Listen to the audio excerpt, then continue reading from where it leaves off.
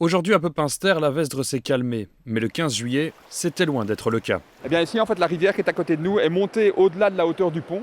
Donc elle a complètement enseveli le pont et puis ensuite l'eau a dévalé le tunnel en emportant tout sur son passage, donc la voile, les traverses, le ballast. Et donc ça a créé des dégâts vraiment énormes au niveau du pont mais également au niveau du tunnel lui-même. Ces dégâts ne sont qu'un exemple des dommages causés au rail après les inondations. L'eau a rendu 25 lignes impraticables, forçant Infrabel à interrompre une grosse partie du trafic au sud du pays. Aujourd'hui, 3 lignes sont encore en chantier. L'échéance que se fixe Infrabel, la rentrée. On ne peut pas faire plus vite. En fait, on a mobilisé toutes nos équipes, on a mobilisé les entrepreneurs également qui nous soutiennent énormément. Mais simplement, il y a les lois de la physique. Pour construire un pont, il faut pouvoir fabriquer un pont. Et donc ça, ce sont des opérations qui prennent beaucoup de temps.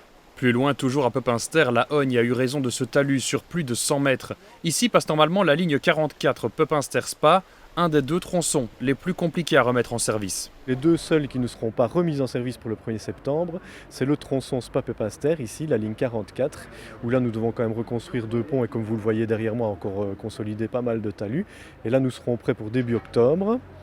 Et alors il y aura le petit morceau Nessenvaux-Pepinster sur la ligne de l'Allemagne, où nous avons un pont à reconstruire qui lui sera prêt pour le 13 septembre. Quant à la ligne Bruxelles-Namur, elle devrait rouvrir pour le 30 août. Tous ces travaux éclairs mobilisent des effectifs, mais aussi de l'argent. Beaucoup d'argent. Oui, évidemment, nous sommes en plein dans les chantiers, donc c'est encore difficile de faire une évaluation très précise du coût.